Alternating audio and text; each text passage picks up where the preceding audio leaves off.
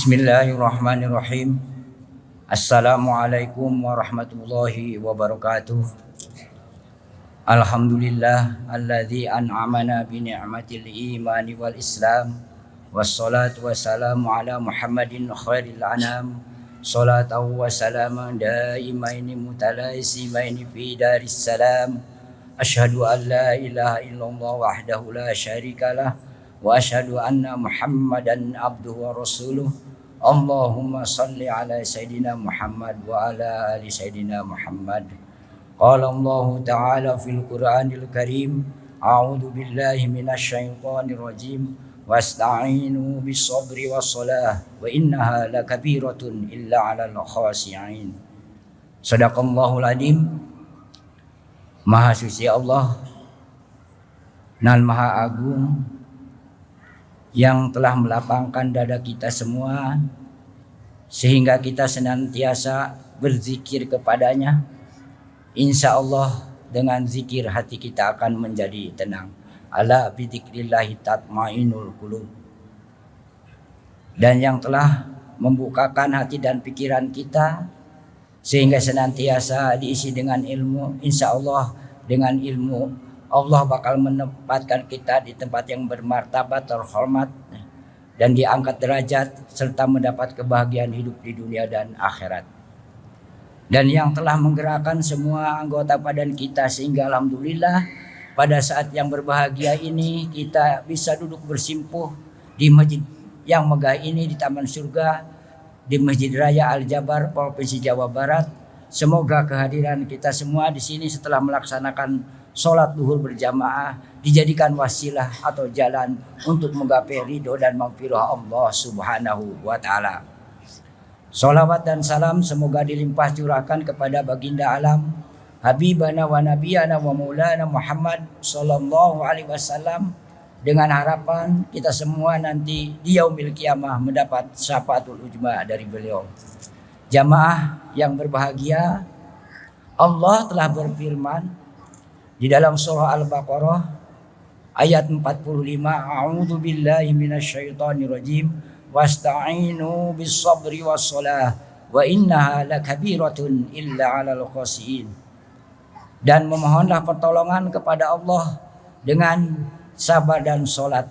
Sesungguhnya yang demikian itu amat berat kecuali orang-orang yang khusyuk dalam melaksanakan salat.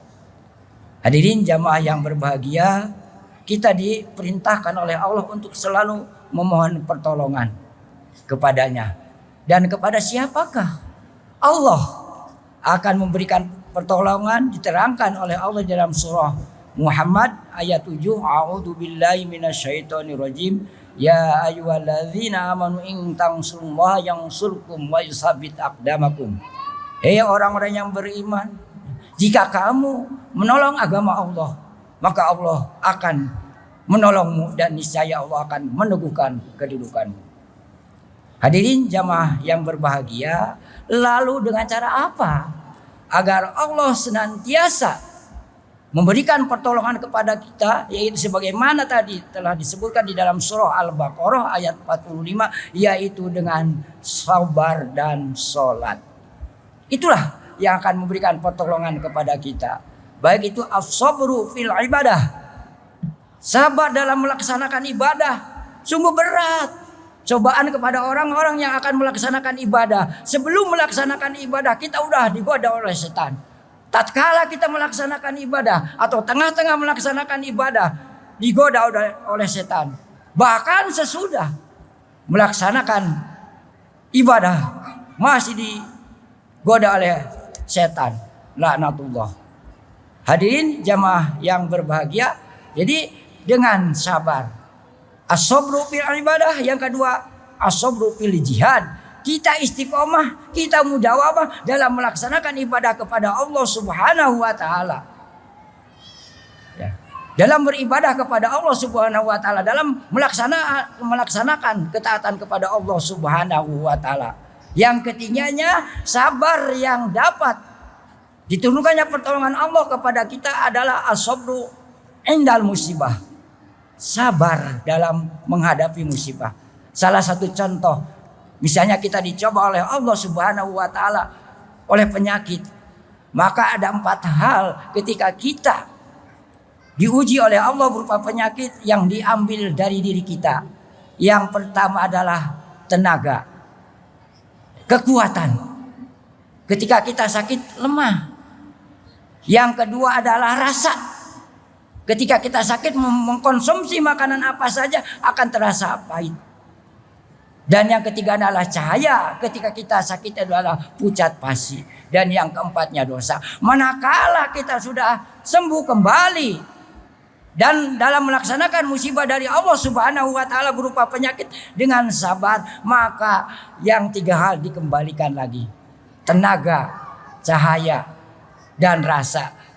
Yang 1 dosa tidak akan dikembalikan oleh Allah kepada kita manakala kita sedang sakit itu bersabar kepada Allah Subhanahu wa taala, yaitu yang dikatakan bahwa sakit itu adalah kifarat dosa.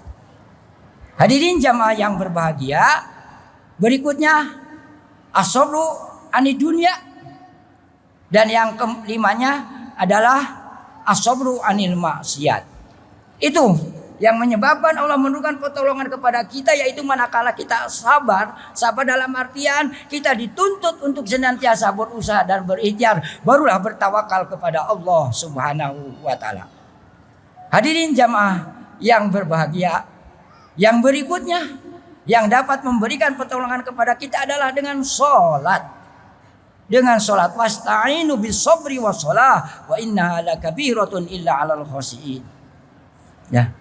Yang khusus sholatnya itu.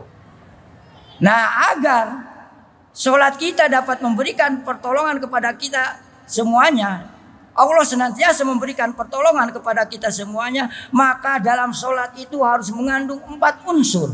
Pertama, unsur rahmah, cinta dan kasih sayang. Ini dibuktikan yang dikatakan sholat pertama niat takbiratul ihram dan diakhiri dengan salam manakala kita mengakhiri sholat, yaitu menghadap ke sebelah kanan dan menghadap ke sebelah kiri. Artinya kita harus cinta dan kasih sayang, damai sesama manusia. Jangan sampai sholatnya rajin tetapi tidak akur dalam keluarga, tidak damai, tidak harmonis. Itu ciri sholat yang khusyuk.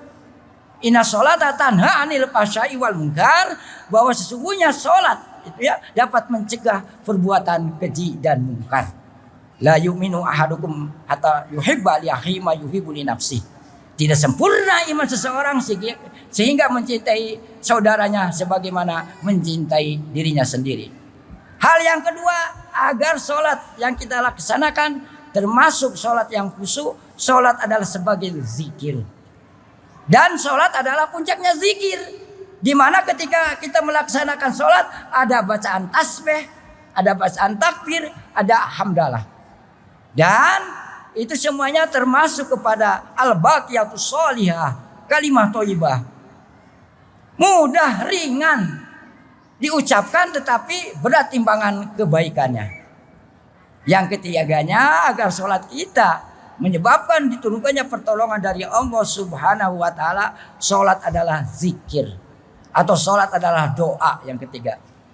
Karena sholat itu merupakan puncaknya doa. Apa buktinya? Ketika kita duduk di antara 2 sujud, kita berdoa, Rabbighfirli warhamni wajburni warfa'ni warjukni wahdini wa'afini wa'fu'ani.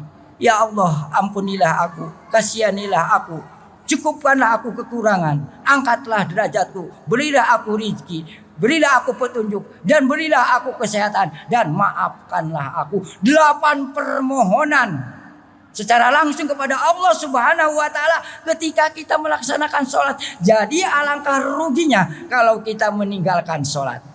8 permohonan. Terlebih hamba Allah itu dekat dengan Allah Subhanahu wa taala, yaitu ketika melaksanakan sholat. Rabbighfirli warhamni wajburni warfa'ni warjukni wahdini wa'afini wa'fu anni. Nah, itu. Dan agar sholat kita khusyuk, gerakannya harus tumanina. Kalau kita ingin senantiasa mengharapkan pertolongan dari Allah Subhanahu wa taala. Hadirin jamaah yang berbahagia, sholat itu terdiri dari 3 huruf shod, lam, ta. Shod, sidqul qauli. Orang yang rajin sholat ucapannya benar, tidak pernah berbohong. Sholat terus tetapi berbohong, perlu dipertanyakan. Memang sholat yang khusyuk itu adalah sulit, tetapi kita berlatih. Bisa karena biasa. Sidqul qauli. Tidak pernah berbohong. Tidak pernah merekayasa. Jaminannya bagi apa bagi orang-orang yang jujur itu, yang senantiasa ucapannya benar.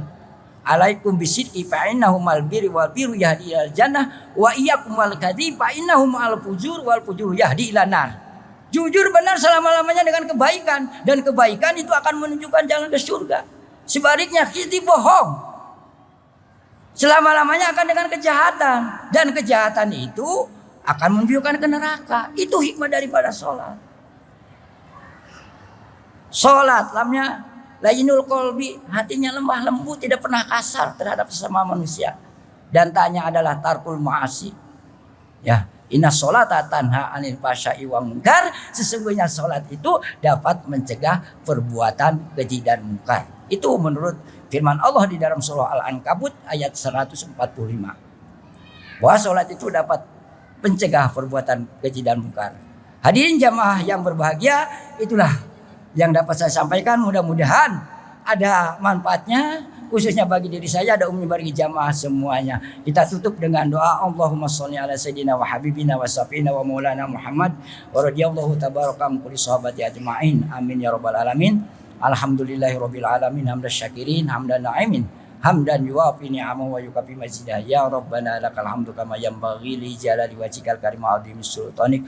Allahumma ansurna fa innaka khairun nasirin, waftah lana fa innaka khairul fatihin, waghfir lana fa innaka khairul ghafirin, warhamna fa innaka khairur rahimin, warzuqna fa innaka khairur raziqin, wahdina wa nazina minal qaumidh dhalimin wal kafirin. Rabbana zalamna anfusana wa illam taghfir lana wa tarhamna lanakunanna minal khasirin. Rabbana hab lana min azwajina wa dhurriyyatina qurrata a'yuni waj'alna lil muttaqina imama. Rabbana atina fid dunya hasanah wa fil akhirati hasanah wa qina adzabannar. Subhana rabbika rabbil izzati amma yasifun wa salamun alal mursalin walhamdulillahi rabbil alamin. Al-Fatihah. A'udzu billahi minasyaitonir rajim. Bismillahirrahmanirrahim. Alhamdulillahirabbil alamin. Arrahmanir rahim. Maliki yaumiddin. Iyyaka na'budu wa iyyaka nasta'in. Ihdinas siratal mustaqim. Siratal ladzina an'amta 'alaihim ghairil maghdubi 'alaihim waladdallin. Wallahu muwaffiq ila aqwamit thoriq. Wassalamualaikum warahmatullahi wabarakatuh.